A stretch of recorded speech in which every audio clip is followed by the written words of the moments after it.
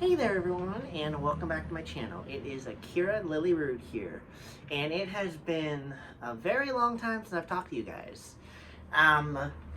Whenever I make videos anymore, like I always spend a couple days hyping myself up, and just like, it's almost like I walk around my house talking to myself, acting like I'm being interviewed for a camera, acting like I have a camera in my hand talking to you guys, just so I know what to say, and that way I am not I still stutter in videos, I still mumble, I still ramble. Not always, that's just me. But I will just prepare myself so I know what to say. And again, I'm starting to ramble already. Um, it's been so long since I've talked to you guys. I think the last video I brought to you guys was like a snake beating video last year. I haven't really sat down and talked to you guys though since last April. I gave you guys a big life update on my mom's cancer and just everything else that was going on in my life in like late 2018. And because my last life update was last April, like I said, so it's been a couple months. And I hadn't talked to you guys before that. The last time I talked to you guys was June of 2018, like the very, very beginning of June. So there was a big old gap like last time, and again, there's a big old gap this time. You might notice I have a piece of paper in my hand. Usually I don't jot things down for videos, but there is lots to talk about, and I usually try to memorize it all in my head, but this time around I was like, I want to try to get it all, I want to have it all written down, I want to be organized, I want to have just like the bullet points written down, that way I know like I can go in a certain order, and that way I'm not like jumping here, and I'm not like time tracking, like okay, well like we're going to jump back to last June, but then we're going to jump to this month. Like I didn't want to confuse you guys. I'm in my pajamas, just because it's a lazy day in my apartment. I'm in my leopard onesie. I wasn't doing makeup, but I decided to do a little blue makeup for you, a blue makeup look for you guys this time around. Alright, so first thing we're going to talk about is the condition of my channel and the future of it. I've made a couple videos over the years, like just rambling about like what I want the future of my channel to be and all these ideas I have. Honestly, I would love to start getting back on YouTube on a regular basis. Because like last time I was actually like on YouTube, I was like in between my breast augmentation, which was back 2018, and then early June 2018. So there was like a month and a half, 2 month gap where I was on YouTube pretty consistently, and I uploaded a heck of a lot of videos in that short amount of time. I think I uploaded like 30, 40 videos right around there. Remember one night I uploaded 18 at once because I just got ideas and I just started running with it. But I would love to get on YouTube on a regular basis again. I would like to say it'll happen soon. I always tell you guys, oh yeah, I'm going to get back on my channel full time. I have no clue when I'm going to be back full time. It seems like my life's going to have a little more time. I'm not going to be relying on tips so much anymore. We'll get into that later in the video. So I feel like I'm going to have some more time on my hands, so I might actually be able to bring you guys some videos on a regular basis. Let me see, what was I? See, I've already lost my train of thought.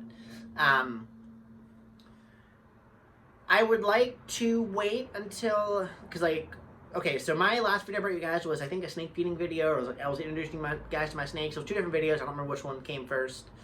But, the video was really poor quality. I was really disappointed with it, personally. I would love, I love my snakes, but I would like to be able to, just the video was super poor quality. It was really hard to make a feeding video on a phone, show good videos of their terrariums on my phone, and it was really difficult, So I would like to wait until I have like a good quality computer, some lights, a nice backdrop, a nice camera, a nice video editing software, but I don't know when that would be. Like my brother, I use my brother for example. He is so technologically savvy when it comes to like cameras and video editing software and all that fun stuff. He's always upgrading his camera game. He's always upgrading his videos, his picture quality. I'll put a link in his channel down below like I always do.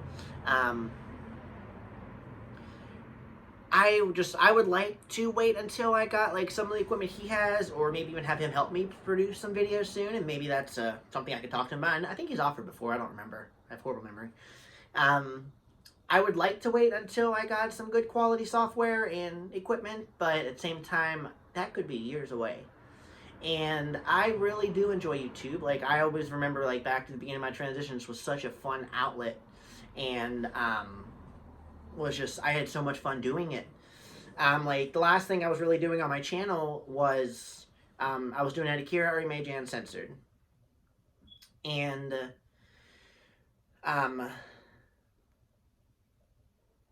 sorry, I keep losing my train of thought. I was doing Akira Lillii-Roode Uncensored, and that was a predecessor to my old interview series at the very beginning of my channel, Truth and Life Changes of Coming Out Transgender. Kyle gave me that name, and I just can't believe I went with it. It was a good name, but it was really a long name for a YouTube video series. I look back to that because, like, on my channel, when I first made my channel, it was about me. It was going to be about my transition. It was going to be about my future, my life.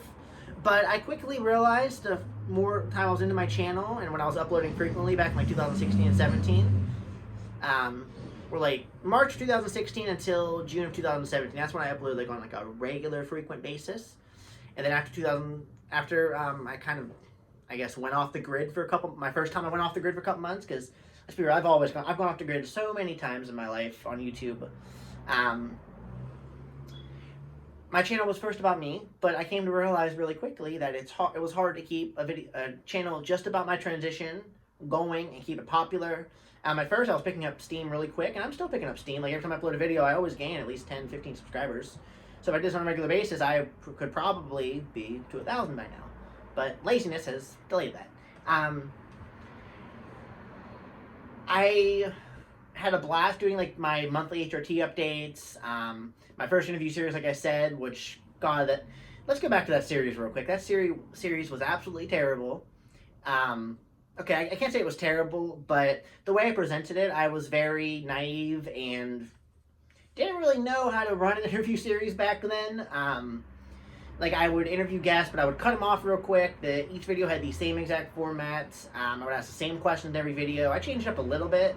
Like, instead of having like multiple guests per video, I would have like just one guest for the 15-minute video, because that was before I figured out how to make a video longer than 15 minutes. As now my videos usually go a couple hours at least. I don't know how I used to fit videos into 15 minutes. And then whenever, I don't know, the series got really stale, so I stopped it. And then when I started doing Akira Lillii-Roode Uncensored, I had a blast doing it. And more or less because my channel, I'd like to, for my future in my channel, like, which is what I'm leading to. I know I'm rambling. I'm just backtracking a little bit to history of my channel if you haven't been on my channel very long. I would like the future of my channel to be like how Akira Lillii-Roode Uncensored was, where I occasionally give a video about myself or my life or my animals or whatever, but I give others a platform to share their videos, their stories, their experiences, talk about subjects that are near and dear to them and situations that they can relate to. And Akira Lillii-Roode Uncensored, I had so many videos planned for Akira Lillii-Roode Uncensored, and I think I would love to still do that. I just need to get my creative juices rolling again. I still have all the old video ideas in my phone to talk about and stuff, but I just need to put them to use, I guess. So I'd like to feature my channel to be something like that. The state of my channel right now and the condition of it is just, it's been very infrequent for years now, going on 3 years now, which is insane. Some people have asked for like an update on my transition, and we'll talk about that in this video. It's hard to keep a channel going on your transition, because after a year, there's no changes from HRT, which is hormone replacement therapy, for those who don't know. There's nothing really to talk about after a year, because like you see all your first big changes within a year, like you're changing your voice a little bit, changing body hair, breast growth, but I've had breast augmentation, so now that was like the first big surgery, and breast growth is a big part of your first couple months of transition. I remember that was always like a big bullet point for whenever people were watching my videos. They would always be like, oh, like, what's your breast growth like this month? So it's hard to keep that going for after a year. Like, after a year, you can do every 6 months if you want. You do once a year, which is probably what I'll go back to, because April will be a year, or 4 years since I started my like HRT transition, which we'll talk about again later in my video. This video is probably going to go over an hour. I don't know. I'm already rambling. I'm only on the first subject, and I have quite a bit. You probably can't see it from there, but it goes from here down to here. So, yeah, that's the future of my channel. Um, so yeah, that's going to cover my channel. So next, we're going to move on to my name. So when it comes to my name, oh boy. And you might have noticed, like, I didn't give you a regular intro. I usually give you, like, hey guys, Akira Lillii-Roode here. Welcome Mayflower Army. Like, I didn't give you the regular spiel like I used to. There was also no intro at the beginning, just because I got to revamp it, because there's some pictures in that video with people who I no longer associate with. So my name. Okay, so when I first started my transition, or when I first picked out my name, which used to be Ariana Mayy, keyword used to be, like I said, we're getting into that now. I couldn't remember the name I wanted. Akira I had picked out years earlier when I first saw the anime from the 80s. So I had people help me pick out names over the years, because it slipped my mind. And people would give me names, and I picked names that I had gone by for a short amount of time, way before my transition. But then, I think it was December 2014, January 2015. It was about 4 or 5. It was probably 5 years ago. Yeah, it was at least 5 years ago, I guess. Jesus Christ, that was a long time ago. Anyways, I found one of my friends online. I decided, I was like, hey, I need help picking out a name. It was Anastasia, by the way. Hey, Anastasia, if you run into this video, there's your little shout out. She helped me pick out a name, and the name was Ariana. And I was like, you know what? Yeah. I was like, I like that. I was like, it sounds pretty close to what the name I had picked out. Because in my head, I couldn't remember what it was, but I was just like, that sounds pretty close, if not it. So I was just like, all right, we're going to go with Ariana. And I needed a name to go with it, because I couldn't just go by Ariana. So she was like, how about Mayy? So Ariana Mayy. And that's what I went with. And people gave me the nickname Ari. As soon as I told them what the name I had chosen to stick with this time was. So Ariana Mayy. And then whenever I decided to add the middle name Scarlett, because originally Ariana and Mayy was my first and last name, but I was like, I like that better together than this first and last name. So Ariana Mayy was gonna be first name, Scarlett was gonna be the middle name, and the last name I picked out was Lily. And I had spelled it differently. I spelled it with an I instead of a Y, just to be different. And then fast forward a year to 2017, or fast forward a little while, I guess, to 2017. It was February, January, something like that. I had remembered the name Akira. I was just like, name sounds really familiar. And then I did some research online. I came across the old anime that I once watched years prior. I think it was 2010 or 11, whenever I watched the anime Akira and fallen in love with it.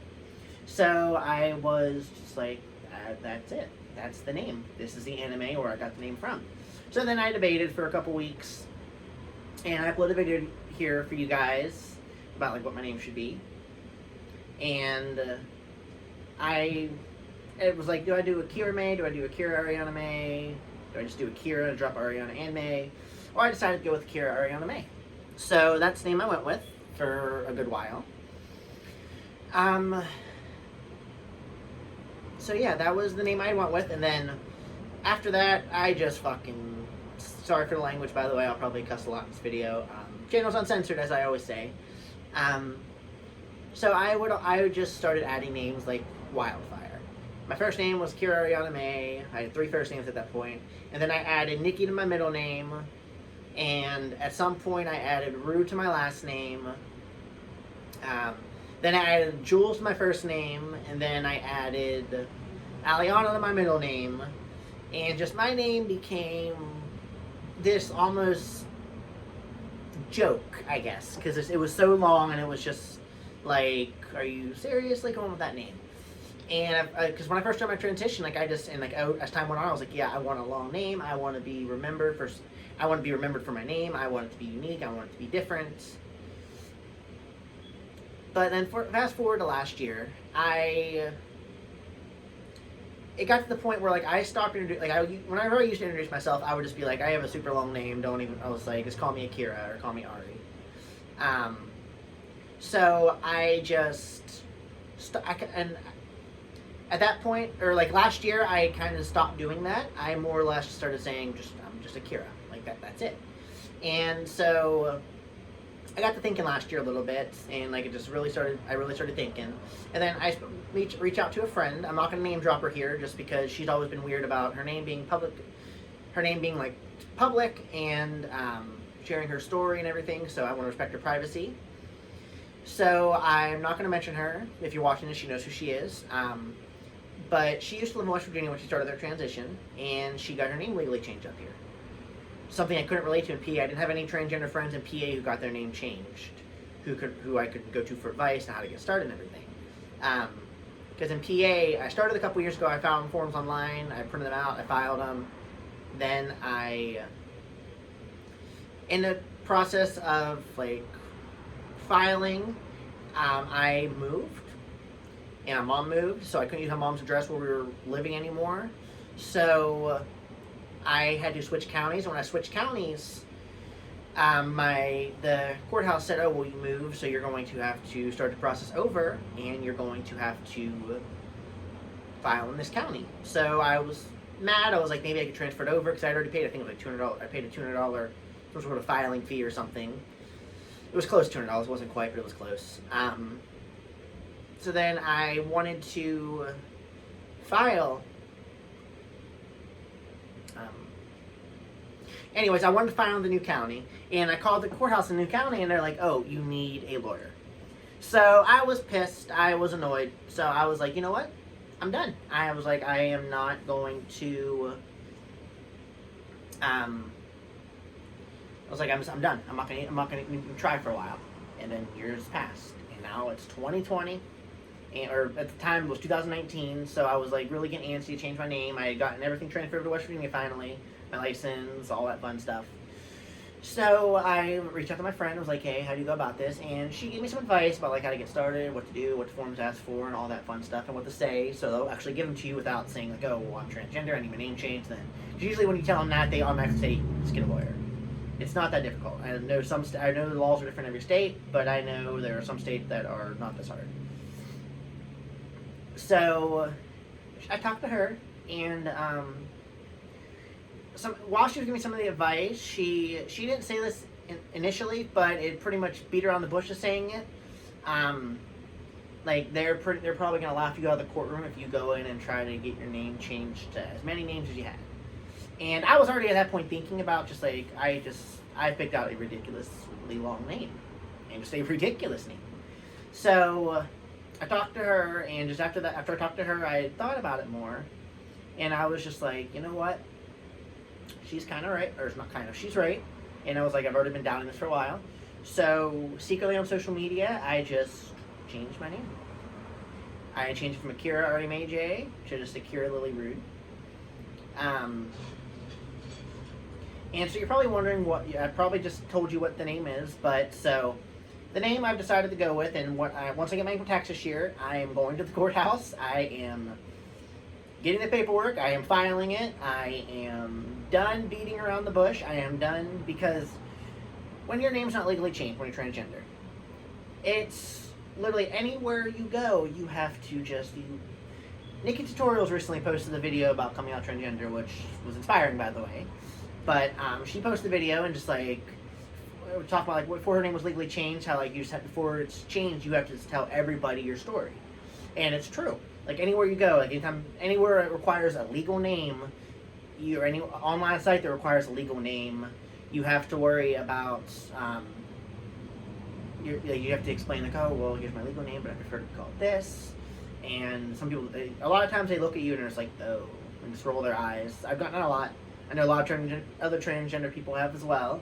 And then some places don't care. They will blurt out your legal name in like a waiting room or a doctor's office or wherever you're at, and you're just like, crap, and it embarrasses you. And then you have to go up to them real quick and just be like, hey, please, like I prefer to be called this. And sometimes they still don't care. Some places are very rude about it. Some places they don't care. And it's kind of ridiculous. I'm tired of it at this point, so when my income tax is here this year, I am filing my name change. No ifs, ands, or buts. I'm done being lazy about it. I know what to do. I know the steps to take. Just have to wait for the extra funds to come in for it. But anyways, the name I'm choosing, the name I chose, my first name, instead of Akira Ariana May Jules, I've cut out Ariana May Jules. It's now just Akira. The name I originally picked years ago, I've gone with. So it's just Akira. Middle name, I've cut out all 3 middle names. It's no longer Aliana, Scarlett, Nikki. It's not Aliana, it's not Scarlett, it's not Nikki. It's none of those. I decided to go with something that people call me all the time. Middle name I went with was Ari. On Facebook, people probably recently, if you're my friend on Facebook, you've probably noticed how I recently added Ari back into my name on Facebook.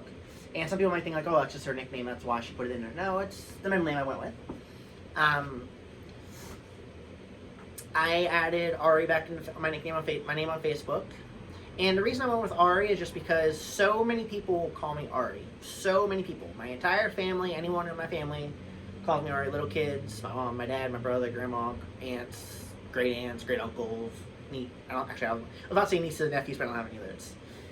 Not yet. Get on it, Nate. Anyways, what was I gonna say? What was I saying? Everyone calls me Ari. So I was just like, instead of like, I don't want to correct them and be like, hey, you can't call me that anymore. Like, I don't want to be rude and tell them that. So I just decided to add my middle name. And it's not Ariana. There are some people who still call me there's 2 people I know off the top of my head who call me Ari. Or Ariana all the time. One of them calls me Ariana. They know who they are. I'm not going to name drop them on here. Like I said, Ariana's not it anymore. A lot of people call me Ari. I'm not going to confuse all my family and like even my old friends. Anybody who knew me pre-transition calls me Ari. Or in Kyle's case, he calls me Ari all the time, and he insists he never calls me that. But anyways, so middle name's Ari, and last name I kept Lillii-Roode. Why? I absolutely love it. Lillii is the original last name I chose, and I was like, I'm keeping it. And Roode, I love the Lillii-Roode. I like the way it sounds. Akira Ari Lillii-Roode. I like it. So that's my name. Next, this is something I'm gonna try to make brief. Some people ask me like what YouTube channels I still follow. And so when I first started my transition, like I was all about Princess Jules. If you don't follow her, I'll put the link in her channel down below. I was all about Princess Jules, Julie Van Vu. And she was a trending YouTuber, but she was the biggest inspiration when I first came across her in 2014, I do believe. She was the biggest inspiration by far I had that was like online, and was able to help me identify myself as like who I was and what to call myself and everything. So I don't follow her or a lot of other transgender YouTubers as frequently anymore. Like Samantha Lux and Princess Jules, there's like the 2 like big YouTube channels I watch. I also that were transgender related, like people who were transitioning from male to female. I also used to watch Let's Fly Butterfly and Brooklyn Beauty. Those were kind of like the 4 big YouTube channels I used to watch back in the day that were like transgender and were transitioning and like I could relate to. But as longer my transition went on, the less frequently I watched them. All of them now, I still have all of them. I have like my post notifications turned on, so whenever any of them upload a video, I still go and like it. Brooklyn Beauty's not on YouTube anymore, unfortunately, but the rest of them, I still have post notifications turned on. When I upload a video, I'll still go and like it. I may not watch it all the time, but I may not watch the entire video, but I always go and give them a like, and I'll occasionally watch some of the video, and I'll leave a little comment or something, and then that's it. And some people, like, whenever I've told them that, they're like, oh, well, isn't that kind of like, you're not really showing support anymore? And that's not it. A lot of people take things way out of context than what it actually is. Like, I don't really need to relate to somebody anymore. I've been transitioned almost 4 years now. I'm not fully transitioned. As you know, I haven't had my bottom surgery, but I have a breast augmentation. I was on hormones for a good while. Again, we'll get into that later. So there was no real reason to watch them anymore as frequently, just because, again, I don't need to relate to something transition. Like, a lot of their channels have kind of transitioned on as well. Like, they don't really talk about their transition as much. And because, again, like I said, there's only so much you can talk about when you're transitioning on a YouTube channel. It's a great way to get started on YouTube. But then it's what you do after that is what keeps your channel going. And like I said, so like some channels I've watched more these days are like wildlife channels, I guess. I watch a lot of like wilderness channels, like Brian Barczyk, Chandler's Wildlife, Brave Wilderness. Those are a couple channels I always enjoy watching. There's a couple more. I don't remember off the top of my head. Another one I came across recently is Asking Mortician. She's a mortician, has a YouTube channel, and she is just, her name's Caitlin. She is fantastic. I love the subject she talks about. I have a weird fascination with death. I have a kind of a fear of death, but I also have a weird fascination with dead things. And she has videos on every subject you could think of. Another one I watch is Hollywood Graveyard. It's another weird fascination with death I have. They go around and travel to different graveyards and show celebrities' graves, and it's just a lot of fun. I really enjoy that channel. Those are some of the channels I watch on a regular basis. I can't think of Cultaholic as well, What Culture Wrestling, All Elite Wrestling, Being the Elite. They're just like some YouTube channels I watch on a regular basis. There's a lot more. Carly Steele, another one. It's another old one I used to watch who I still follow. She's not transgender, but just like she's one like I used to watch that I still follow occasionally. Also, they used to be BF versus GF, Jesse and Gina. They have their own respective channels now. They had 2 channels with like 10 million subscribers each. They each took one when they split up, unfortunately. But I still follow them. Like I said, there's a lot of YouTube channels I watch, and yeah. So that was just something people ask me on occasion I wanted to cover. So now we're going to get into the fun part, the life updates. I know you're half hour in, you haven't gotten a single life update yet. Don't shoot me. Like I said, I like to ramble. And this has always been a good outlet. I remember I've always had a blast doing this. So, the first one. So, the last time I recorded a life update, it was the very last day I saw my Aunt Mitty. She was my great aunt, but her health was declining for a while, and they knew it wasn't going to be much longer. So the last time I recorded the video, my life updates, was the last time I saw her. I hadn't seen her since my transition had started because she was older, her mind started going, and I didn't want to confuse her, but also because there was issues with my family again. And so going around, I guess I wasn't really allowed around. I had gotten offered to come and see her, like when everyone was around, like they were saying I was a family friend.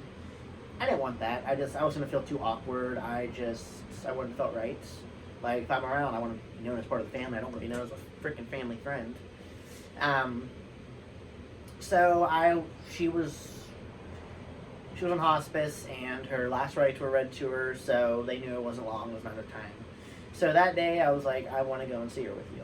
So I went, and my mom and my brother and my grandma was there visiting her, and I wanted to go and see her one last time. She wasn't who I remembered, but again, I had to see her one last time alive before the viewing, which we knew was going to be soon. So I went and saw her, and it was either the next day or it was the following Saturday, because I recorded that video on a Friday, and I know she passed away. She passed away on April 13th. I don't remember what day I recorded that video. I think I uploaded it. I don't think I uploaded the same day I recorded it, so going back and looking at the date I posted, I don't think it would help. But I went and saw her on a Friday, and because right after I recorded the video, my mom and brother came pick me up. I rode down with them. I'm trying to have a car at the time. So I rode down with my mom and brother to see her, and then, like I said, if it was the next day or it was the following Saturday. So it was either the next day or like a week and a day later. She had passed away. The night she passed away, I didn't sleep very much. I'm not going to say it was because I had like an eerie feeling something was going to happen, but it was also, I didn't sleep good that day. I remember it really clearly. Because that day I was actually going to pick up a snake from my friend Kaylee down in Beckley, or close to Beckley, West Virginia. And I remember I was going off very little sleep. I was exhausted, but I remember my mom texted me at like 4 something or 5 something in the morning. My mom texted me and said that Minnie passed away. I'm going down to see her. And that was the first close family member I ever lost. Like she babysat me a lot when I was a kid. We went up there all the time. She was always around. I had a lot of memories with her, a lot of fond memories. So again, that was the first first close family member I ever had pass away. I had like great grandparents, great aunts, great uncles pass away, but nobody I was close with. It was on the side of the family that I've never really been close with because it's a really big family. Not everyone always to see eye to eye in that family. So I've never like really lost somebody close. And so my Aunt Mayy, that was it. Like that was the first close family member I had that like I lost, and it hit me hard. I remember I didn't work for 2 weeks after that. And I was going around for the funeral and viewing regardless. I was not letting... I had the issues with my family. I wasn't really allowed around due to some reasons, mainly my transition and some people in the family who didn't want me around, and some bad blood that I had stirred up and that somebody else had kept going over the years. And out of the blue, there was a change of thought. I'm not going to say what the situation was happened because I don't really go into my life drama on my channel anymore. I used to, and that's what led to the bad blood of my family. But there was a sudden change. Something occurred, something big, something none of us were expecting, and something that caught all of us off guard. And I was welcomed back. It was really awkward, but I was welcomed back. I was allowed back in the family. So I went down for, it was the night before the viewing. I went down. My family was, like all my family was there. What families from out of town came in.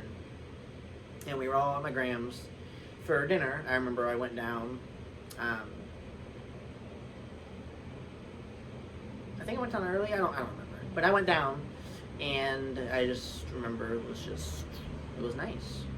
Like I said, a little awkward at first, but nice. It felt good to be welcomed back. And it was a time of mourning and a time of sorrow, but it was good to be welcomed back in. Viewing and funeral were good. Later to rest. Viewing was on a Monday, and then I think the funeral was on Tuesday. I helped carry the casket day of the funeral.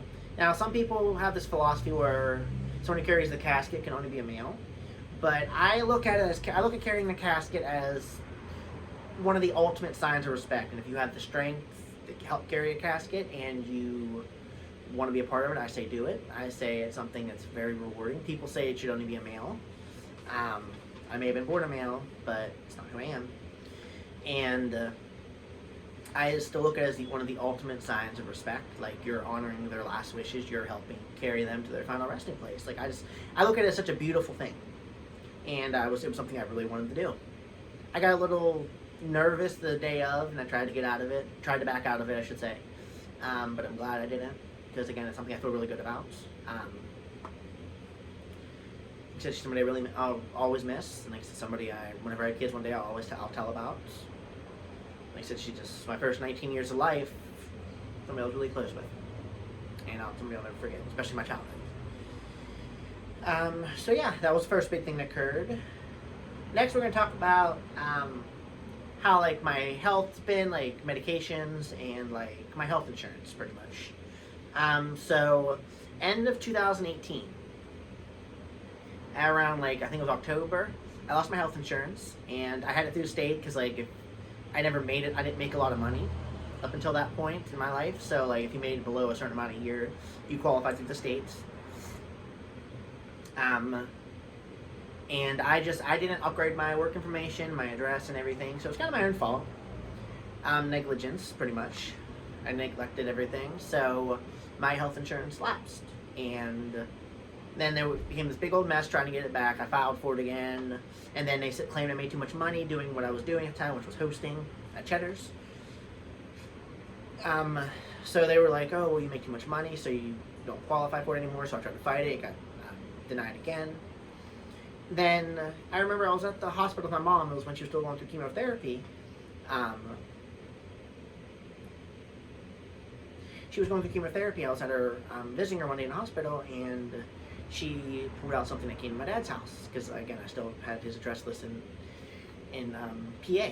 So she's like, the health insurance card. So I was like, I was confused because I was told I made too much money and I didn't qualify. So, and that was like, we started fighting at like mid-December, and then like up until like mid-end January, early February, we were still like trying to fight it, and it got denied. And then come like early March, I got a health insurance card in the mail, which was really weird. So,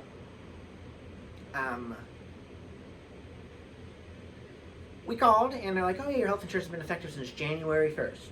January 1st of 2019, my health insurance was effective.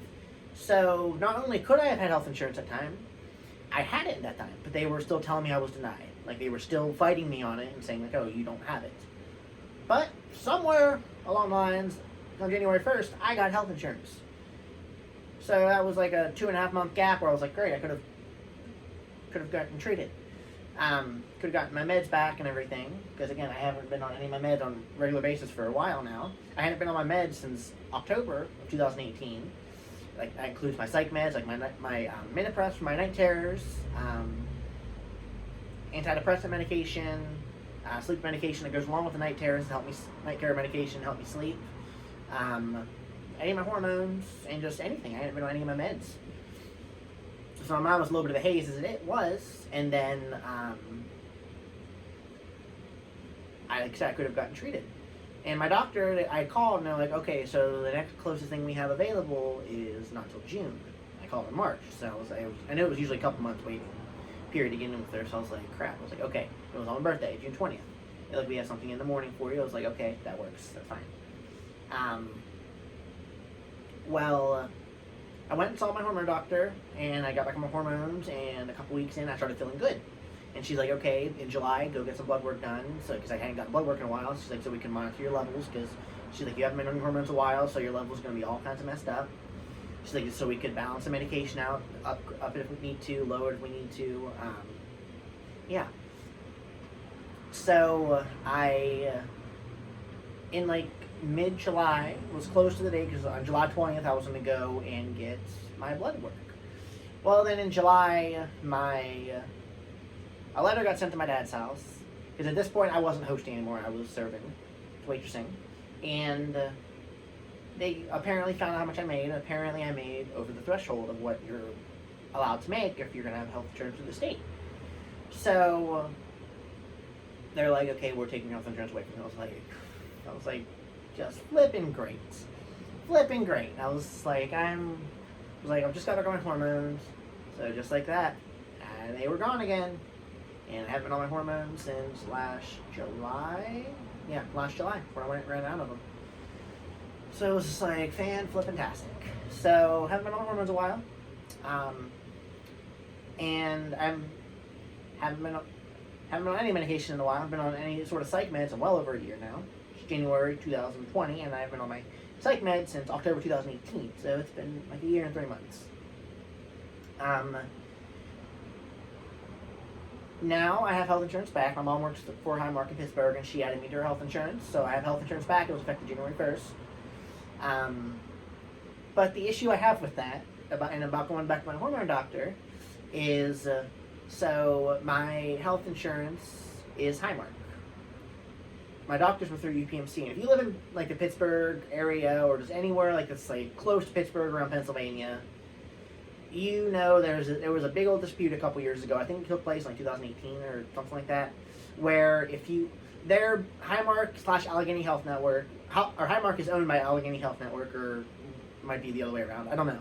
But Highmark / Allegheny Health Network, and then UPMC. There are these two big insurance providers up in Allegheny County or Pittsburgh area, and they made it to where if you have Highmark insurance, you cannot go to any UPMC facility. Or and vice versa, if you have any UPMC insurance, you couldn't go to any Highmark or Allegheny Health Network facility. So my doctor was UPMC. It was through Children's Hospital. And I was able to see her up until I was 26. Well, now that I'm in this situation, I don't know what I'm going to do. I think I'm going to reach out to Joanne. If you've been on my channel a while, you know that I posted a video of Joanne years ago, and I've been my hormone doctor since I started my transition.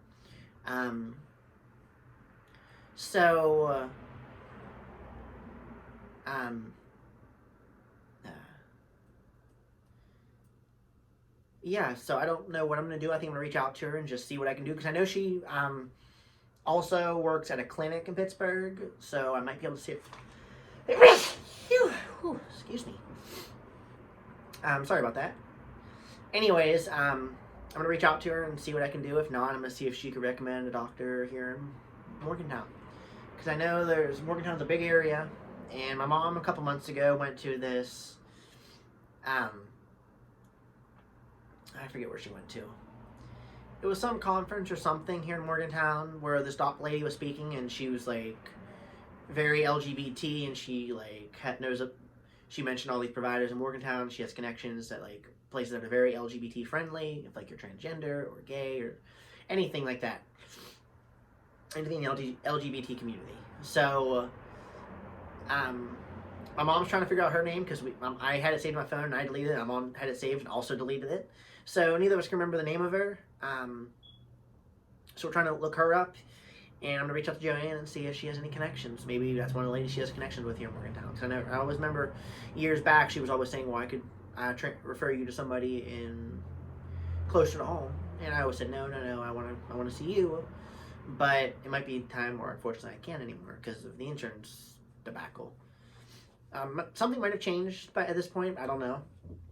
But I know last time I had heard it was still you could not go to one facility if you had the other's insurance. So yeah, that's my health update. Now that my health insurance is back, I'm here soon. I'm going to be making some calls to get back into therapy and seeing a psychiatrist on a regular basis and get back on some psych meds. I want to get back on my hormones as soon as I can. I need to make my health a priority this year. Like, I've had a pinched nerve in my left shoulder for over a year now, since December of 2018. My knee, I need to get looked at. I need to get like on some regular care for that, because I had knee issues in the past from a car accident. When I first started my channel, it was right after my knee surgery. I have high cholesterol, high blood pressure. There's just a lot of health stuff I've neglected over the years that I need to take care of. So this year, my health is going to be a big priority of mine, taking care of myself. Something I've always neglected, but something I need to stop neglecting. So next, we're going to talk about tinsel. And if you don't know who tinsel is, so last May, I decided, I was like, a girl I had on Facebook posted that her friend was trying to rehome a cat. It was a Sphinx cat, a hairless cat, and I was just like, I've always wanted one. So I was like, I think that's going to be awesome. But I hadn't had a cat since Tyson. If you don't know who Tyson is, Tyson was this little kitten I had. He wasn't little when he disappeared, unfortunately, but Tyson was a cat. I think he was in the background of a couple videos at the very beginning of my channel. Tyson was my baby. I got him when he was 2 months old. He was born on September 21st, 2011, and I got him November 21st, 2011. He was exactly 8 weeks old when I got him. Got him with one of my dad's friends. And that cat, he became my baby. Tyson, he meant so much to me. He was the first cat I raised since he was a kitten. He knew the rules. Because again, I raised him, so I raised him to follow my rules. Don't get on this, don't get on that. Just in my world, he was the perfect cat. He was absolutely perfect. He didn't beg for attention, but when you gave it to him, he would welcome it. He would hold him, but he didn't beg to be hold, He didn't beg to be held, and I'm not an over affectionate person when it comes to animals. I don't want to be smothered by an animal. I want to give you attention. Cuddle when I'm in the mood. If you I'm gonna lay on my bed. Okay, come cuddle. So I was a little. I'm a little weird with that. I don't know why. But Tyson he became a perfect animal. He was the perfect cat. And unfortunately, in June of 2017, right after my 21st birthday, he disappeared. I don't know what happened to him this day. I've been told a couple different stories. I don't like to talk about it. I'll always miss him. So yeah, Tyson, I'll always miss you. speaking of the 21st, I mentioned he was born on the 21st, and I got him on the 21st. 21st has always been a really weird. I know we'll get back to the tinsel in a minute. I just want to say, like, the 21st has always been such a weird. It's always been a date that's had a lot of significance in my life. Like, I started my hormones on April 21st of 2016. Tyson was born September 21st, 2011. I got him November 21st, 2011. Fun fact, he was a month old on December 21st, 2011. He broke his leg. And I remember my mom and me had to rush him to a vet and had to rush him up to some vet down in West Virginia to get him surgery. And then on December 21st as well, my grandma passed away back in '97. And then one of my favorite singers of all time, one of my favorite bands, David Gold, passed away on December 21st, 2011. Same day as Tyson's accident. Fun fact. So, and 21st had a couple other significant dates in my life. But, like, those are, like, the biggest. So that's always been a weird date for me. Anyways, back to, and my 21st birthday was another one. 21st birthday was the most memorable I've ever had, and probably the last most memorable birthday I'll ever have, because I'm not that crazy anymore. But Tinsel, she was a hairless cat I got, and she was a good fit to my life for a while. I loved her. She came with me in my move, which, again, you probably see me change the scenery. We'll get into that soon. But I got Tinsel when I was still living with Shal at the old apartment. And, by the way, Shal, go subscribe to Shal's channel. I'll put the link down below. Tinsel, she was a really sweet cat. I'm using past tense was, and I'll tell you in a minute. I got her probably mid to end of May. Because I didn't move out of my old apartment until June 18th. And I had her at least 3 weeks when we moved. Because she was just starting to adapt to the old place. And then I had her until early October, and I was going to rehome her. And her owner gave me complete hell about that. Because I told her old owner I was never going to rehome her, but it wasn't working. And the reason it wasn't working is because at the time I was working 50, 60-hour weeks at work. Well, I was working anywhere from 48 to 60 hours a week, like roughly. And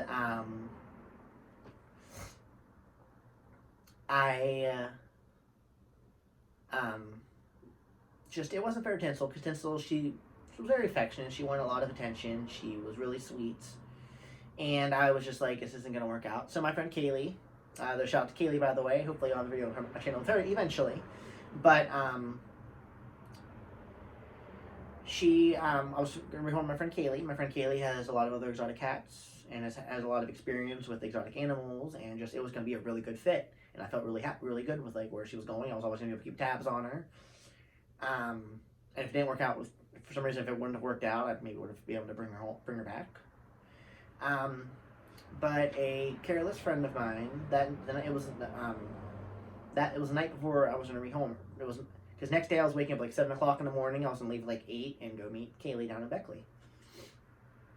Oh no, I was working all the way to Kaylee's house, which is a little past Beckley. I came out and she wasn't in usual spots. Because where my chair is now, I used to have a love seat right here, and it was a stack. It was a bunch of boxes and blankets on top of the boxes, and she liked to lay there. If she wasn't there, she'd be in the snake room or something. Snake room's over there. We'll get an apartment tour eventually. She would just be. There was always somewhere in the house where she liked to lay. So she wasn't in any of her usual spots, and I saw my door was open. And then when you come to my apartment building, I live on the second floor, so that you open the door, you close it. There's a big old stairwell that leads upstairs, so the upstairs apartment's mine and my neighbor's. And both doors were open. A friend of mine who was at one point going to move in with me made a very careless mistake and decision and left the door to my apartment open. Left both doors to my apartment open. And Tinsel was gone. Spent weeks looking for her. Never found her. No one ever turned anything up about her. I reached out to a couple of vets and pet stores here in Morgantown. No one heard anything about her. No one had tried to bring her in.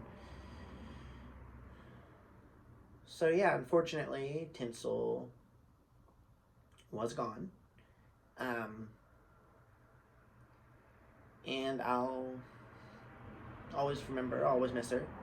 Like I said, even if I was going to rehome her, that wasn't the point. It wasn't fair to her because she was very affectionate and she had some separation anxiety. And just unfortunately, it wasn't fair to Tinsel. So I was going to rehome her to Kaylee, and at least I would have known where she was. Now, I don't know, because it was just getting cold around that time. Our first night in the 30s was coming up that weekend. So, now I don't know if she ended up freezing to death, because if no one picked her up, she would have froze to death, because it was very, very cold. It was a very cold time, and she had no fur to keep her warm, so she wouldn't make it outside. If it was below probably 50 degrees. So I spent hours, days, full week looking for her. Anytime I had spare time, I was looking for her. And she was nowhere to be found, unfortunately. So, just like Tyson, it was a curse. Tyson disappeared, and so did she. And many of you may ask how Tyson disappeared. Again, he wasn't under my care at the time. He was at a relative's house, because where I was living I wasn't allowed cats.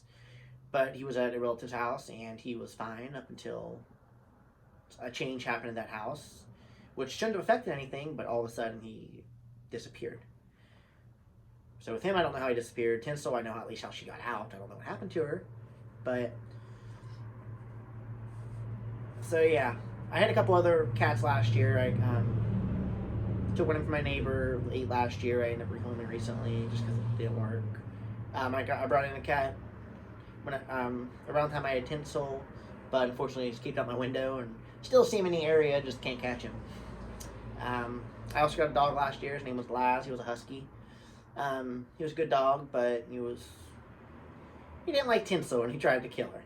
So none of those animals are here. They went to other homes, or two of them did. Frankie was one of those little kid I got around the time I had Tinsel, and he was one living outside somewhere. So yeah, that's Tinsel. Next, this one's not going to be very long, but so last time I brought a video to you guys, I had, I think, 11 or 12 snakes. I had 2 scorpions, I had a gecko, I had a bunch of animals. I started rehoming some animals last year. Why did I start rehoming some animals?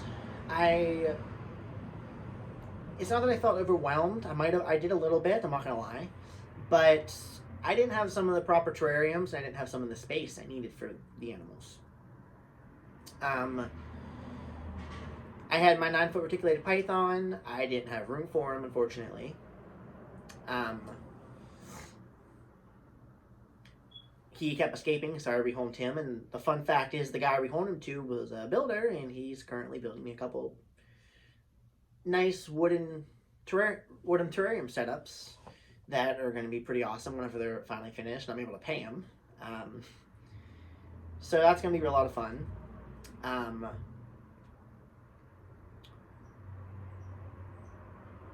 So like I said, I rehomed my reticulated python. I eventually ended up rehoming my other reticulated python.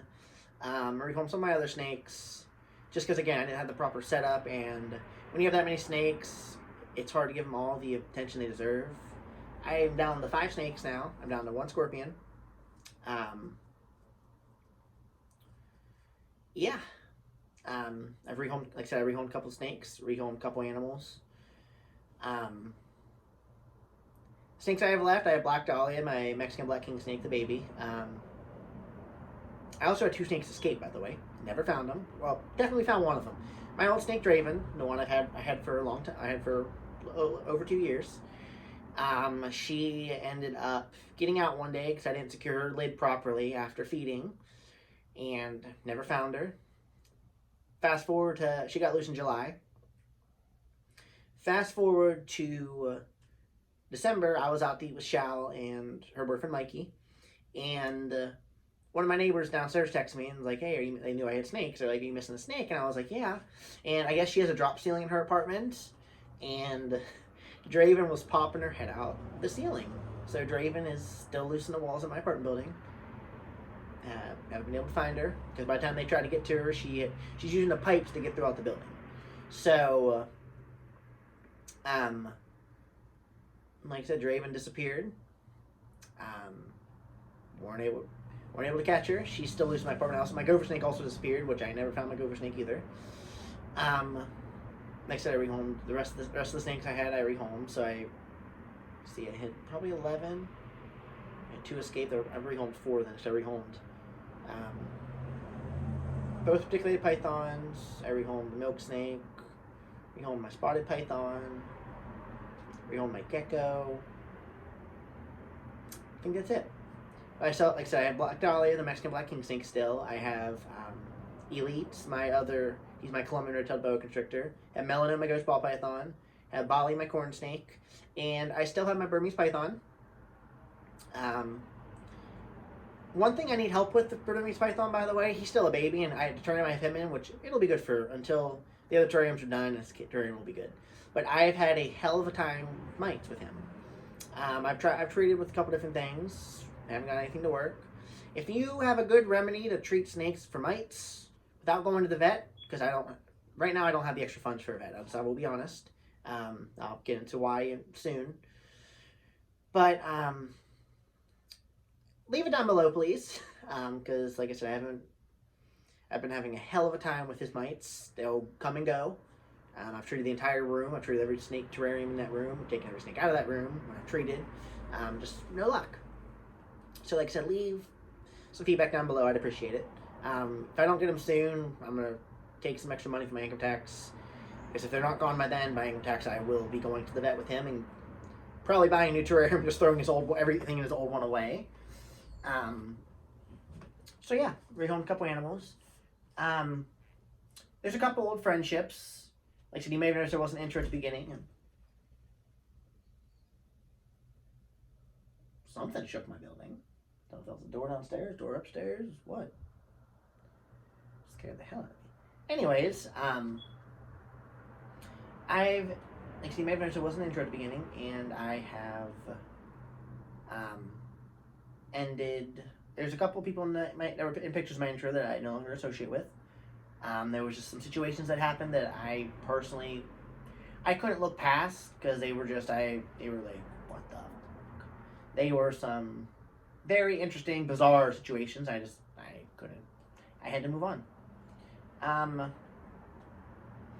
rebuilt. There's a couple old friendships that I started rebuilding and rekindling.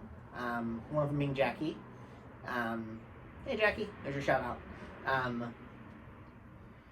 Like I said, me and Jackie, some stuff happened back in 2018 why I ended a friendship. I think I might have accidentally posted a video about it on my YouTube channel. I think I did. It was ending a friendship. But like I said, we started rebuilding our friendship. Haven't got to see her much lately or talk to her, but hope you're doing well, Jackie. Hope to see you soon. So yeah, I ended a couple of friendships. I'm not going to mention the situation on here because again, it's hard. I don't want to throw a situation out there that was personal, and I should, because the situation it's a heck of a story time video, but it's something I'm not going to talk about on here. Whether I talk to him still or not, I do still hold a little bit of. I credit them for saving me on a couple occasions, and they really did help me in a very bad time in my life. So I'm not going to sit here and belittle them on my YouTube channel publicly. Do we see eye to eye anymore? No. Are we friends anymore? No. Will we ever be friends again? I don't know. Can never say never, I've learned. But, yeah. So, ended some old friendships. Rebuilt an old friendship. I moved, by the way. Shao she was like undecided on what she was doing, but she knew she wasn't renewing the lease. She let me know that last February that she wasn't renewing the lease at our old apartment together, so it still gave me a couple months to try to find a roommate. And you think I would have been able to find one, because I loved my old apartment, absolutely loved it. My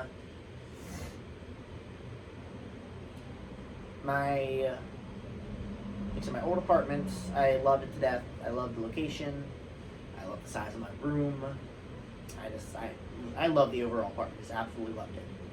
So, like I said, Chow wasn't renewing her lease, and she ended up going back to school.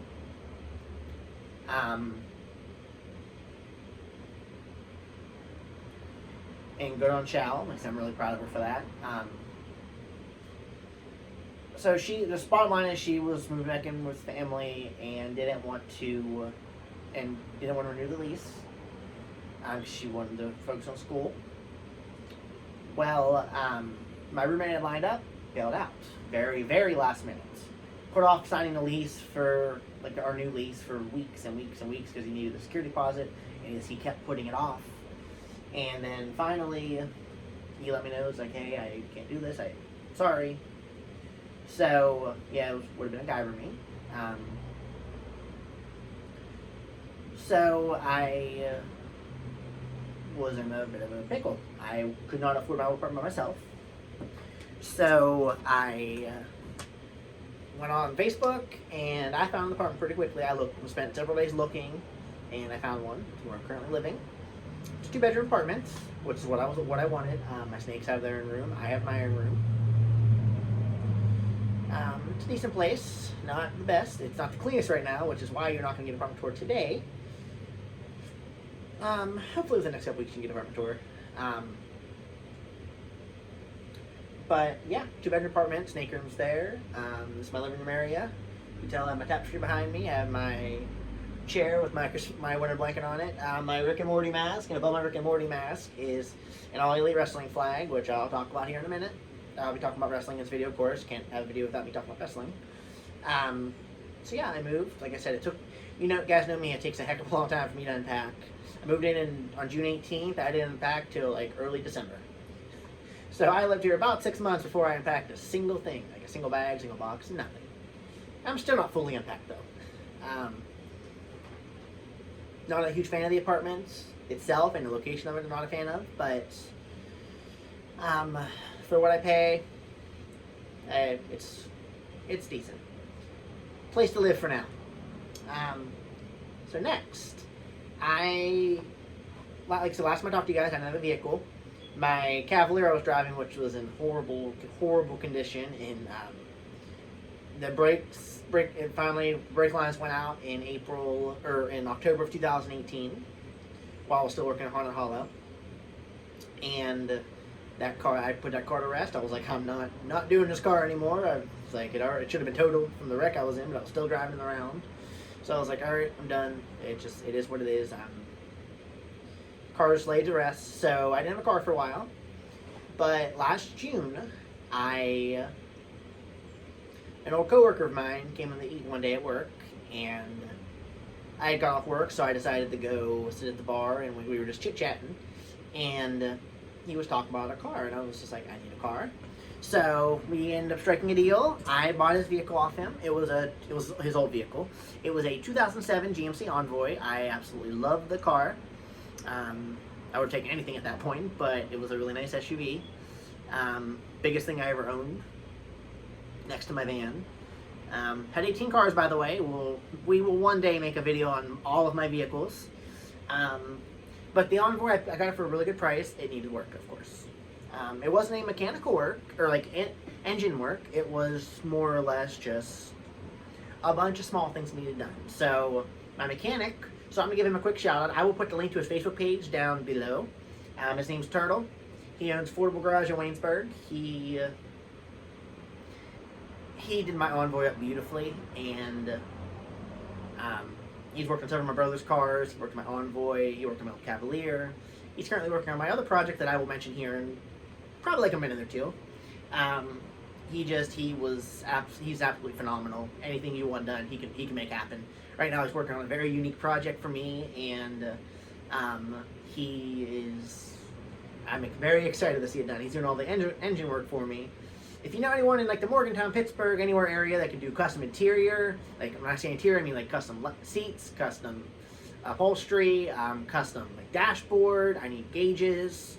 I need a lot of custom stuff for the inside of the car. Link it down below. I could use some references so I could look into some places. If you know anyone who can do who's very good at painting vehicles, that does not charge thousands of dollars, or paint job's gonna be $1,000, but it's not gonna charge me $5 or $6 grand for painting a small vehicle, link down below as well. pretty much body shops and places that can do custom interior and all that fun stuff. Anyways, so I bought the Envoy. It needed some work. It ended up costing about $1,600 total for work. While he was still working on the Envoy, though, I decided, I was like, you know what? I make really good money. I was like, I'm going to buy a second vehicle. And the second vehicle, I was like, I want it to be a show car, though. I was like, I don't want it to be any car. I want a show car.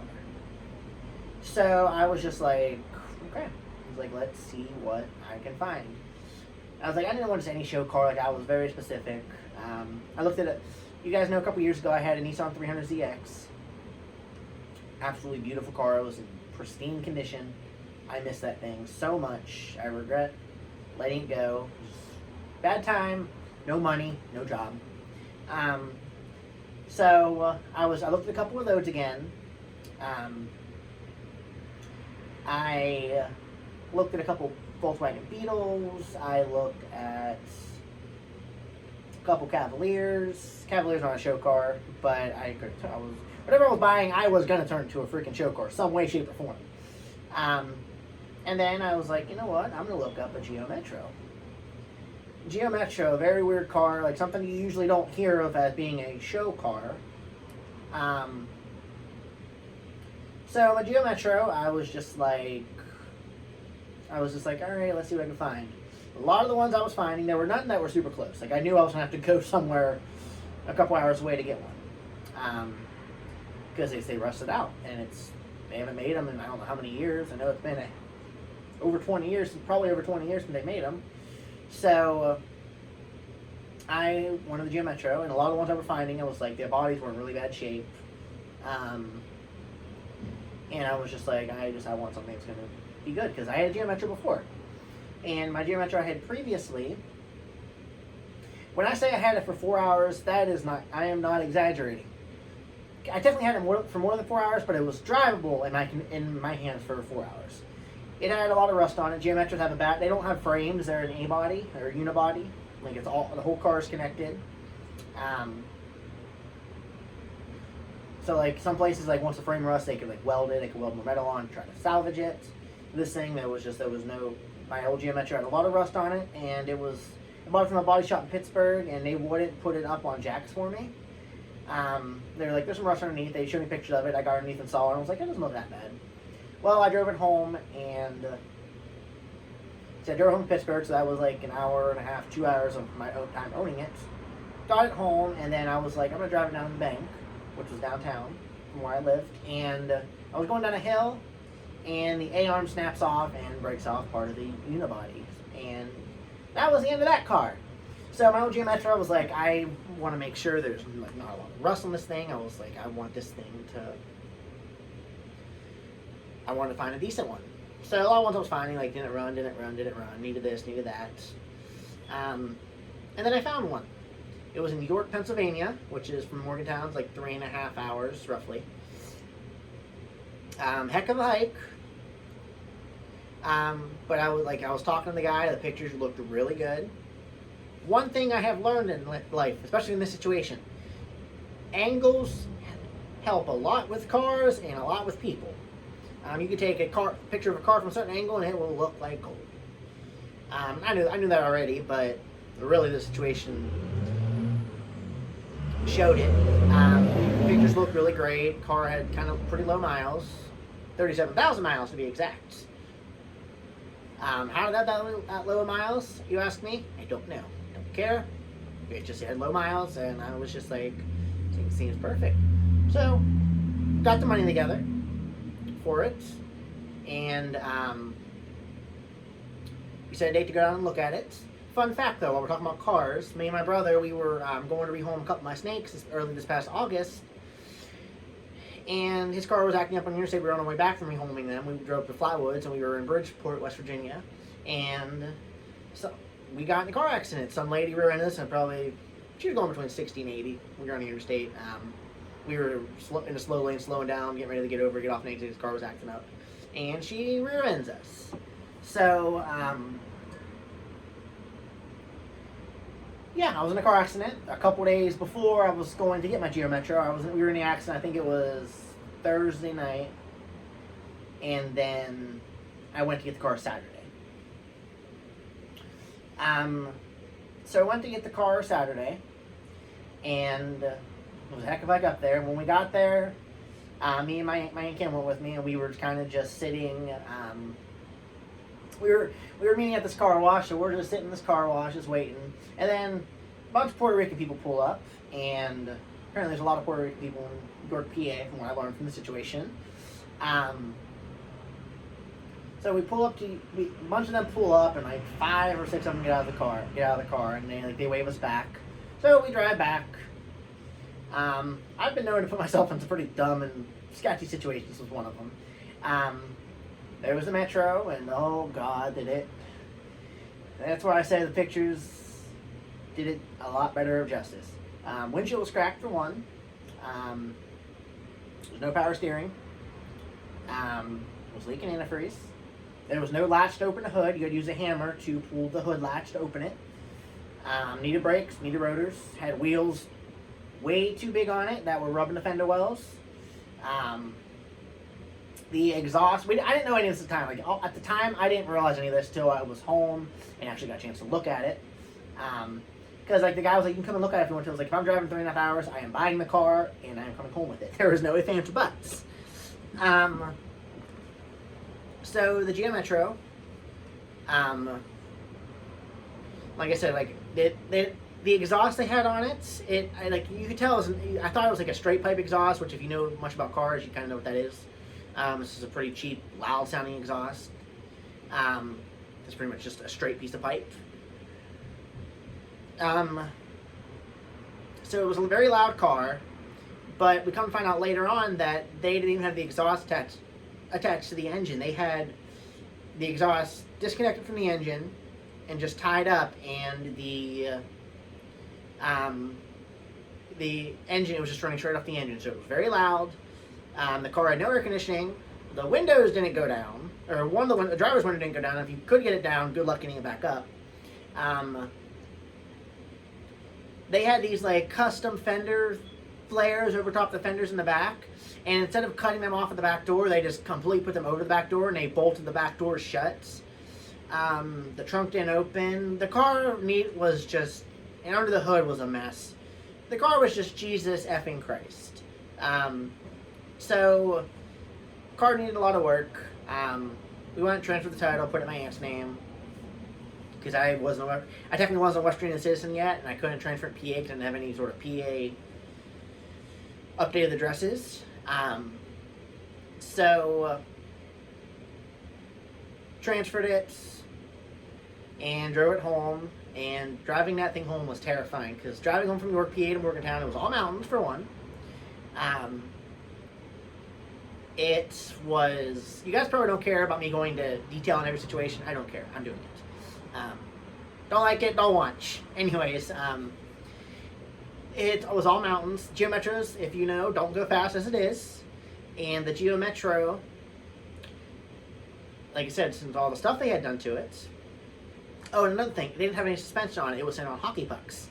And I didn't know what that meant, but apparently people use actual hockey pucks to use the suspension sometimes. Because the car was an inch and a half, when I say an inch and a half off the ground, I am not exaggerating that number. I will put some pictures of the car at the end of the video in a slideshow like I always do.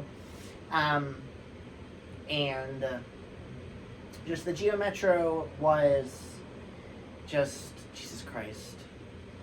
I overpaid for the car. I paid $1,500 for it. It was not worth $1,500, but it had some aftermarket parts on it, and he was just like, "Oh, I'll take them all off." It's like, no, if I'm buying a car, I want it as is.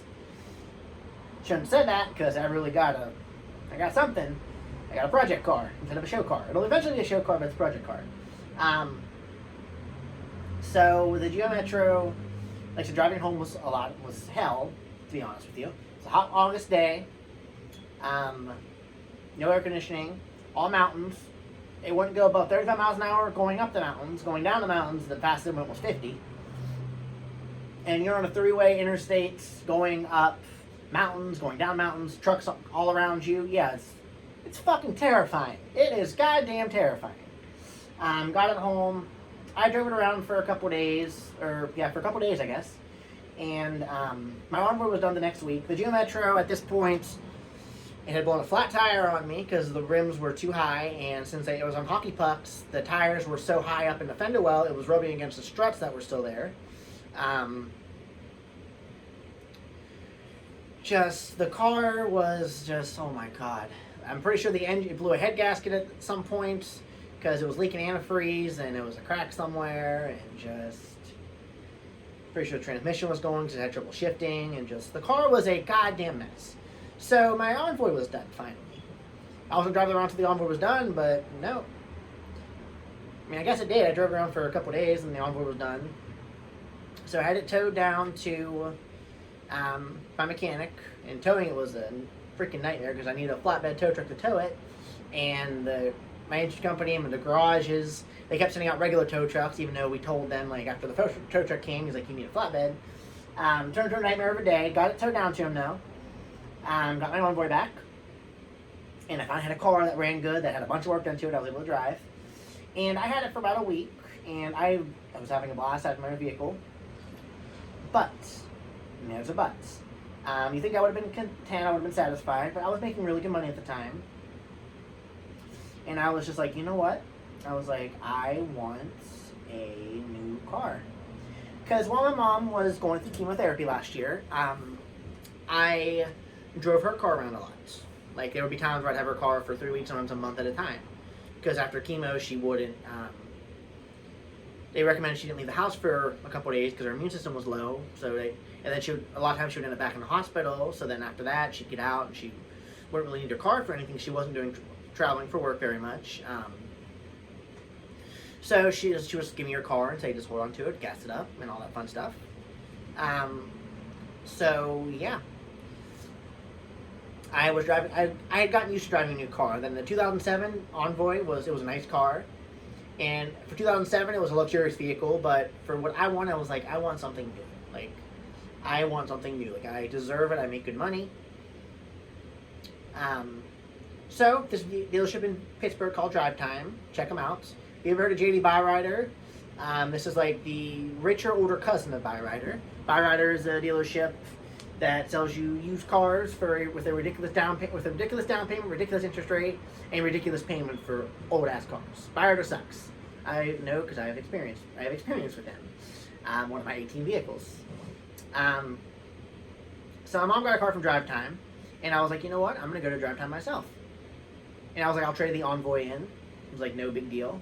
I was like, I know what it's worth. I know they'll give me enough for a down payment for it.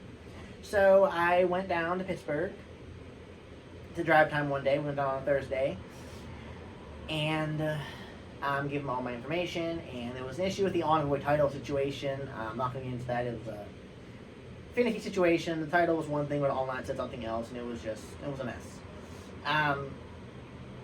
So when I went down there, we were there for hours, and finally we got some stuff figured out. And they were like, okay, well, here are your down payment options. So like there was like there were different down payment brackets. There was one for $1,800, there was one for $24, one for $32, one for I think right around $4, and there might have been like one or two more after that. But there was like a bunch of different down payment brackets.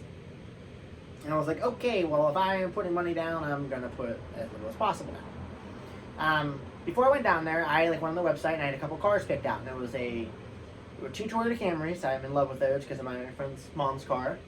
And then there was a Toyota Corolla and a Scion TC. Both Camrys were 2016s. The TC was 2014 and the Camry was 2013. I was like, I want to give myself some options. I was like, I want one of the Camrys for sure. But I was like, I'm gonna give myself options in case something goes wrong and I can't get one of the Camrys. I was like, so I'm going to give myself 4 options. So I went down there, and in the $1,800 down payment bracket, which is what I wanted to stick with, the TC and the Corolla were there, but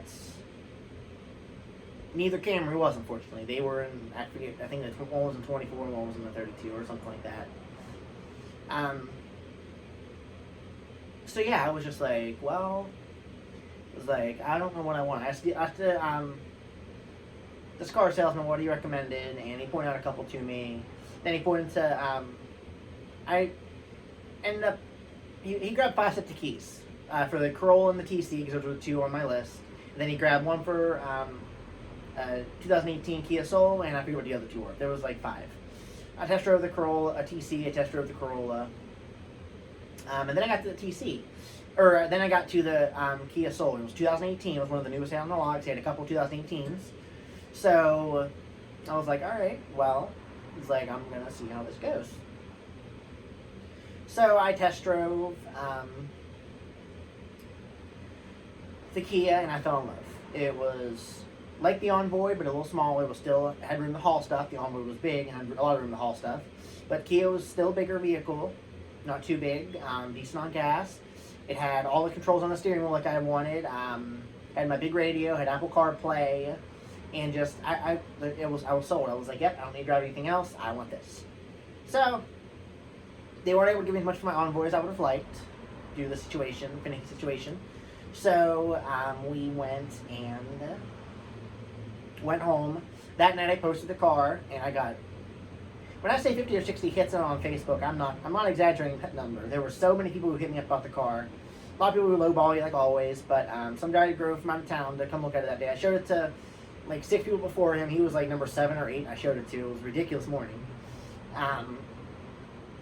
Came looked at it, negotiated, ended up giving $1,900 for it, which was enough for my down payment. My down payment was $1,800. So went down to Pittsburgh the next week. Went down to Pittsburgh on Tuesday. And that's when we got the car. And my current vehicle is a 2018 Kia Soul. I still have the Metro as well. Like I said, my mechanic Turtle at Affordable Garage is working off for me as we speak. But the Kia Soul is my daily driver. Love it. In love with the car.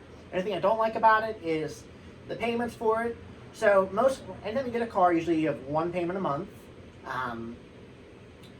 But no, I have my payments every 2 weeks. I am paying $220.69 every 2 weeks.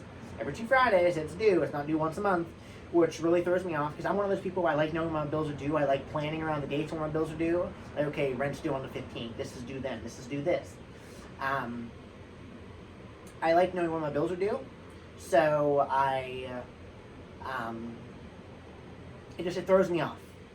I usually go on the website because I'm on automatic payment. I'm on auto pay, so I'm able to go on the website and just make my payments early. And then it'll be like, okay, well your next payment's not due till this date. And I had my car paid for about a month and a half early, and I'm glad I had it paid early. Because the situation that I'll talk about next. That's next on the list to talk about. So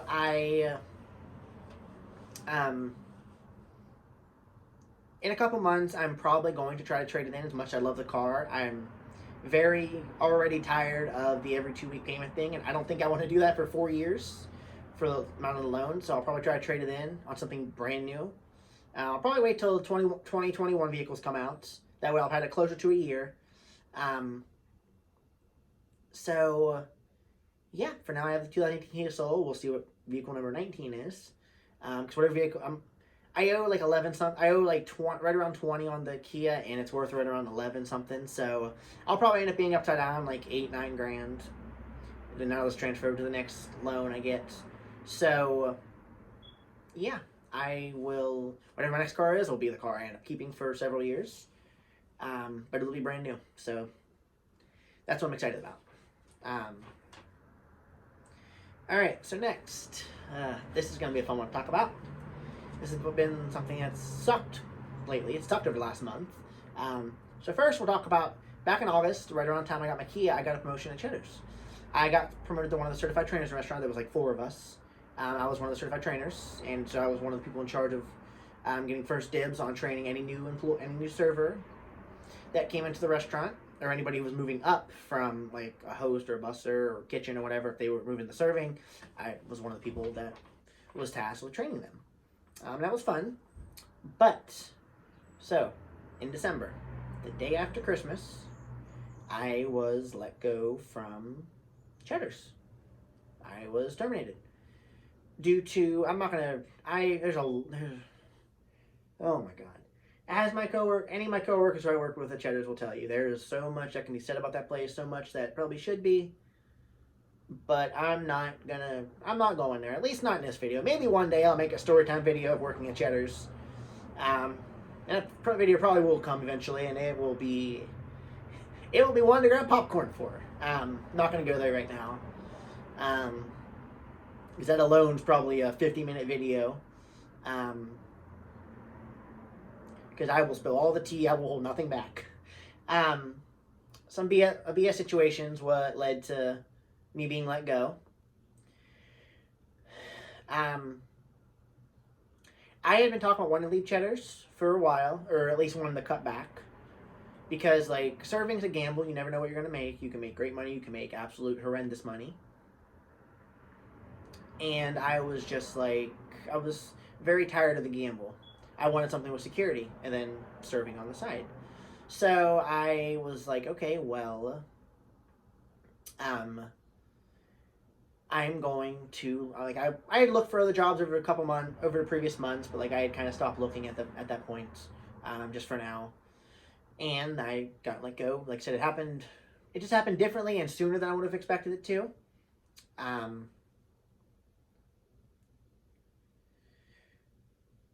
Like I said, I am not, as Cheddar's as a whole, I will not miss. It is a very shady organization, to say the least. Won't miss management. Coworkers, I will miss a lot of my coworkers. I'm gonna try to name a couple of them just so they can get a little shout out if they watch this. Jonna, Kayla, Emily, my work BFF Jen. Everybody needs a work best friend. Courtney was mine. Courtney is a new friend I've made through my time at Cheddar's. And she became one of my best friends. You guys know, if you're one of my best friends, that's like the highest honor you can get in my book. That's like, it's like winning. I always say it's like winning an Olympic gold medal in my book. Like, it's like a huge honor. Like, that's just, during my transition, best friends became a big deal to me. Became my family. More than they already were. But Courtney was one of my work BFFs, and then she left Cheddar's before I did. And she ended up becoming one of my best friends, just because after our time at Cheddar's ended together, we still maintained a great friendship, and she was just a fantastic friend. She's a fantastic person. Jen became my new work BFF, and she was first when I trained, when I became a certified trainer, and she was just phenomenal at her job, phenomenal person. Still keep in touch with her. I love her to death. Some other coworkers, Jason, Fallon, the other Jason, Carly, Wes, Will, who were some others? Thomas, Lexi. There's a ton of them. I could go on and on, because I had Jemiah, Chuck. There was a lot of really good coworkers. Kelly, Candace. Like I said, there was a lot of really good coworkers there. I was surrounded with a lot of good people there. I will miss the place. I will miss the people, not the place. Like I said, if I didn't mention your name, I'm sorry. Like I said, I worked with a lot of good people while I was there, who, like, I saw come and go. But there was a lot of good people at Cheddar's. Josh, another one. Like I said, I can go on and on. Chase. There's a ton of people at Cheddar's I'm gonna miss. I was working myself to death at one point there. Because last year I was very focused on, I just wanted to make money. I just wanted to work. I just wanted to build myself up financially. And I did. Like I said, I got both my cars. I had 3 cars last year. Got myself some nice stuff. I got a new TV, 2 new TVs, got a Nintendo Switch. I was able to provide a good Christmas for a lot of people who I care about. Was able to decorate my apartment a little bit. Got myself new bedding. I was able to really, like, do stuff. I went to some AEW wrestling events. I'll talk about that here in a moment. But just all I was doing was working. And I've always said I'm not going to live to work. I'm going to live to live. That's one thing I've always lived by. Well, last year I completely went against that, and all I wanted to do was work. I wasn't living to live, I was living to work. And I didn't want to do that. So this year, like I said, one of the big goals, I'll talk about the goals for 2020 at the end of this video. Yeah, just I was working myself to death, and leaving was kind of a blessing. Kind of. Like I said, it happened differently and sooner than I would have expected, and kind of put me in a little bit of a finicky financial situation for a little while here. But like I said, I will miss a lot of my coworkers there. I kind of will miss serving too, because I had some regulars who I saw on a regular basis who I really did like, and I will miss. Have a couple of them on Facebook. They know who they are if they see this video and if I post it. They're my favorite regulars to chit chat with. They were like, wherever you end up serving, let us know and we'll follow you. So that felt really good by that. Alright, so next, this is something small. I didn't do a haunted house last year. For the first time since I was 16, I didn't do a haunted house. I was at Fright Farm from 2012 until 2017. 5 years, 6 seasons. 2018 was in Haunted Hollow. Met one of my current best friends, Maddie, there. There's a shout out, Matt. Last year I didn't do one. Alyssa, who I'm in the haunt industry with, is my mentor, my idol, my boss, my friend. She's a fantastic person all around. She took last year off to do some other adventures and travel. And so I was just like, all right, well, I tried to go back to Haunted Hollow. It just didn't work out going back. So I didn't do a haunt, which made me feel very empty. Like during October, I was in a pretty bad slump. I mean, I lost tinsel in October, and I didn't do a haunt, which usually was one of my big go-tos. So I was pretty bummed in October. So this year, there's hopefully some exciting things on the horizon. I'm not going to mention too much. I'm not going to mention anything, actually. All I'm going to say is there's hopefully some exciting things on the horizon for haunt season this year, and I'm really hoping, crossing my fingers for what's going to come this year for haunt season.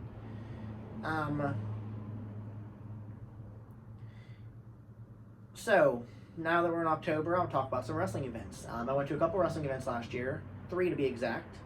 WWE is like a big wrestling organization, but you heard me mention AEW, his flag is right up here. And AEW was a wrestling company that launched early last year. If you follow the Indies, or if you follow New Japan or Ring of Honor, anywhere like that, you would know who the Young Bucks are, you would know who Kenny Omega is, Hangman Adam Page, Cody Rhodes, who formerly in WWE, also known as Stardust in WWE. Father was Dusty Rhodes and brother Dustin, or Goldust. They went out and they partnered with Tony Khan, who is one of the owners of the Jacksonville Jaguars. Him and his father, I don't remember what his father's name is. It starts with an S, it's hard to pronounce.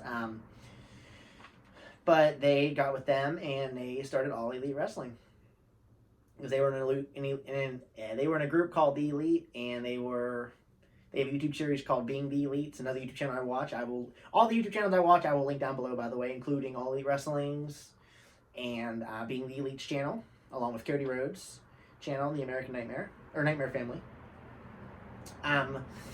Wrestling, like, I've been going to the wrestling events for years, and WWE, like, we would go to at least once a year, and it was fun-ish, but it got to the point where it was almost just like we were just going just to go, because it was routine. It wasn't that exciting. I haven't enjoyed WWE product in a very long time, but again, I'm a wrestling fan, and it's one of the biggest companies in the world. I'm not going to say it's the biggest, it's one of the biggest. Next, AEW's a very good second, along with New Japan, Ring of Honor, Impact, a couple others. So, went to a couple, or AEW launched, and then in like mid to late summer, they announced that they had a weekly show coming to TNT called All Elite Wrestling Dynamite. So Wednesday Night Dynamite. Every Wednesday at 8 p.m. Tune in. There's a little plug, AEW, if you ever watch this. They announced their new launch of the TV show, and they would be going places weekly for the TV show. It wouldn't be held in one place, which was awesome. And I think it was the 3rd and 4th shows were in Pittsburgh and Charleston. I live in Morgantown, which is very close to both. Pittsburgh's a little over an hour away. Charleston's like 2.5 hours. So neither is that far. So I jumped on a chance. I got me and brother tickets, and they were floor seats. They weren't any seat. They were a couple rows back from the ring, which we were just over the moon about, just super excited. And my God, we had a blast. It relit my passion for wrestling like it has not been in a very long, very, very, very long time. We had the time of our lives. I got to see some of our favorites like Moxley. In WWE was Dean Ambrose. I got to see Pac. In WWE was Neville. Got to see Dustin Rhodes. In WWE he was Goldust. There's a couple of former WWE guys there. There's Chris Jericho there, the biggest name they have, next to like the Bucks, Cody, Omega, Hangman, all those fun guys. And just, it was an absolute blast. I had the time of my life.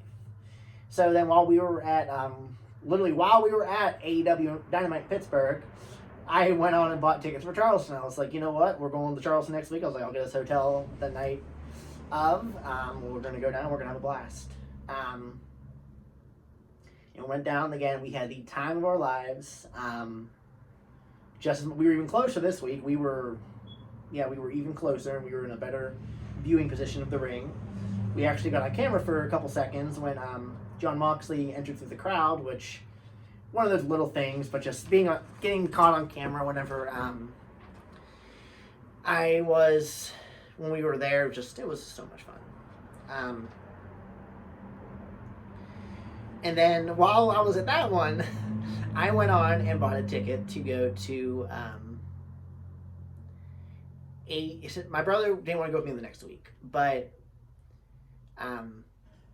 AEW was in Baltimore the following Sunday, the following, was it Saturday or Sunday? No, it was the following Saturday. They were in Baltimore, which again is only 2.5 hours from my house. Morgantown's a good location. It's like 6 hours from Philly. It's like 7 hours from New York. I'm like 8 hours from Chicago. I'm very close to a lot of big wrestling cities. I'm close to Charleston. I'm close to Pittsburgh, where they always come to. I'm close to Baltimore. Not far from Virginia. So again, Morgantown's kind of a decent location when it comes to wrestling cities. I'm like 10 hours from Boston. So again, I'm in a good location when it comes to wrestling. Hold on. Anyways, so they were in Baltimore the next week. I was like, you know what? I'm going to Baltimore. So while I was there, I went and bought a floor seat by myself to Baltimore. I was like, I'm going to find someone to at least tag along. So, best friend Kyle, as you guys know, I texted him. I was like, hey, go to Baltimore next week. I asked a couple of my coworkers from Cheddar's. I asked a couple other friends. But Kyle, I was like, he's probably the most likely. So he's like, yeah. So I picked him up the morning of. I didn't tell him I didn't have a ticket for him. I was just like, yeah, it's kind of just going to Baltimore with me, just to go. But he thought he was going to a wrestling event. Hold on, I'm actually going to turn my light on real quick because the lighting outside a little darker than it was. As you know, you've seen it get darker as the video's going on. I'm turning my light on real quick.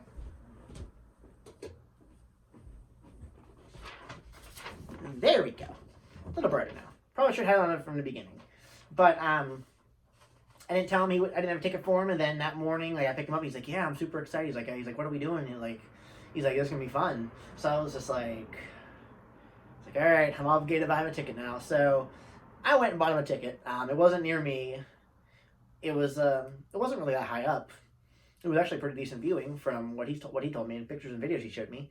So I bought him a ticket. We didn't sit together, but I got us a hotel. Our hotel was in Inner Harbor of Baltimore. That's where the event was. We were at Holiday Inn, so our hotel was here. The event was here, so we could walk, which was fantastic. Didn't have to pay for extra parking or anything. It was great. And oh my god, I had the time of my life. I had not a single voice by the time that event was over. I was so high on adrenaline. I never drank at a wrestling show, but I actually drank because they had more than just beer at the event. So did that. I bought my All Elite Wrestling flag. I bought everybody a shirt. Me, Kyle, and my brother. I treated us all to shirts. Bought Kyle a beanie. It was just a blast. It was AEW Full Gear. Saw some of the craziest matches of my life. I got to see my first death match live, which is insane. You don't know what a death match is? Look it up. And I promise you won't regret it. So I got to go to All Elite Wrestling events last year, and it was the time of my life. Talk about the holidays next. Holidays were really good this year. Like I said, last year I was allowed around. Hey, speaking of Jen, my coworker, her dad lives across the street from my house, and she is at her dad's house right now. She just pulled up. That was cool.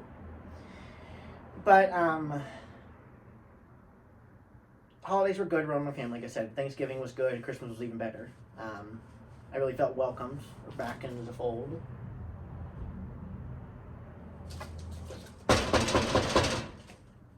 I was waving at Jen.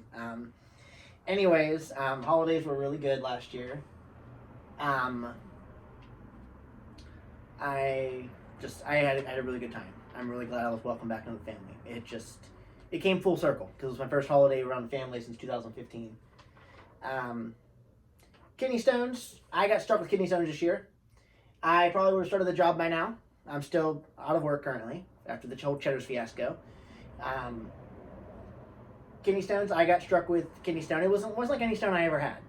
I ended up in the hospital every day I was in the hospital on the 3rd for the kidney stone, and then again on the 4th, and then on the 6th again, and then on the 7th, and then on the 7th, I think she might come over here. Oh no, she's not coming over. So I was watching what I said because I was just like, she might be coming over to the apartment, which I'll have to halt filming. This video is almost 2 hours. This is probably going to be the longest video on my channel. Kidney stones, like I said, I've since 2016 I've had anywhere from 2 to 5 a year. 2018 I had 5. That was a big year for him. And then when I was in the hospital on the 7th, because the stone it was like none other stone I've ever had. So I ended up in the hospital all those days, and on the 7th they admitted me finally. And then on Wednesday they're like, we're gonna go in, we're gonna try to get the stone out. Probably put a stent in. A stent is where they put it up like where you pee to help try to drain the stone out a little bit, or try to help pass the stone and move it along. So he wasn't able to get the stone, so he put the stent in, and he's like, he's got another surgery date for the following Wednesday, which was the 15th, to try to get the stent out, or try to get to blast the stone out. It's called lithotripsy, or I think that's how you pronounce it. They put you in a machine. They use like sound waves to break up the stone, and then you pass little granules out over time. But yeah, I ended up on the hospital on the 7th, and then I was in the hospital from the 7th to the 13th. They kept me for pain management, because no matter what they gave me, they had me on Dilaudid, which is kind of like morphine, and Toradol at the same time, and then every other 2 hours, every 4 hours I got something. So it was kind of like every 2 hours, because every 4 hours I was due for something. They were like rotating 4 hours. And then the other 4 hours I was getting Zofran for nausea and Percocet for pain. And none of it was helping the pain. So they were keeping me for pain management, because the stent was really hurting, really tearing me up a little bit. So, like I said, they had me in the hospital for... Sorry, people keep Snapchatting me and texting me, and I keep getting notifications. I'm just glancing over to see what it is. That one was Misty. Hey, Miss. Kidney stones, like I said, they caused me a lot of hell this year. I had so many job interviews, and I just kept putting them back and putting them back and putting them back. Those stones are causing me hell. And last Wednesday on the 15th, whenever they went in to break up the stone, they did an x-ray before the surgery so they could see like if it had moved at all. They found more stones. They found, I think he said like 3 or 4 more stones. I don't know if they're on the right side or left side. But he said there's a couple more stones in there that haven't moved yet. They didn't break those up because they're just sitting there. They haven't moved yet. They haven't started causing any agony. So, of course, they like to wait until they cause you agony to take them out or try to get them out. So, who knows when those will strike. I did get a new job, finally. Technically, I landed the job at the very beginning of the month at McDonald's. I applied there as a shift manager and interviewed, and the manager was impressed, and she's like, I think it'll be a great fit. But then the district manager was like, no, you don't have much fast food experience. It's like, I have high volume restaurant experience, but apparently that's not enough. I have management experience from haunts over the years. So, like, walk through my positions as a crew member, and I had to keep putting that off as well due to the stones. And I was gonna do that along with my new job, but they weren't willing to work with the new job schedule. Because like my other job I got full time, I'll mention it here in just a minute. So I didn't want to work 2 full-time jobs. Like I don't want to do that. I'll work a full-time job and then a part-time job on the side. Absolutely. So I am looking for a second job. So I was gonna start there, but they weren't willing to work with me, so I said to pass on that opportunity. My new job's at the hospital, though. If you anywhere in like the Morgantown, Uniontown, Fayette County, Greene County, Monongalia County, any county that's in northern West Virginia, southern PA, there's a hospital here. It's through WVU Medicine, which is West Virginia University, and it's called Rehoming Hospital, and it's one of the best hospitals in the entire, I would arguably say, the entire country. It's a fantastic hospital. A lot of opportunities, and when your foot's in the door, you can move up, you can switch positions. So I got a job there. It's for housekeeping. It's not exactly the most luxurious job, but it puts my foot in the door. It pays $12.26 an hour starting out. It's overnight, so I can get another job during the day. So it is a win-win. Like I said, I'm super excited to start. I've known a lot of friends who work for the WVU Hospital. Everybody has their own experiences. A lot of good. That's not bad, but a lot of good. Everybody who's in the area knows, like, if you can get at the hospital, you got in somewhere good. That's it for the life update. Now we're going to go over goals for 2020 real quick. My goal for 2020 is I want to focus more time on like actually living. Try to put some more time back in my YouTube channel. Put some more time towards my animals.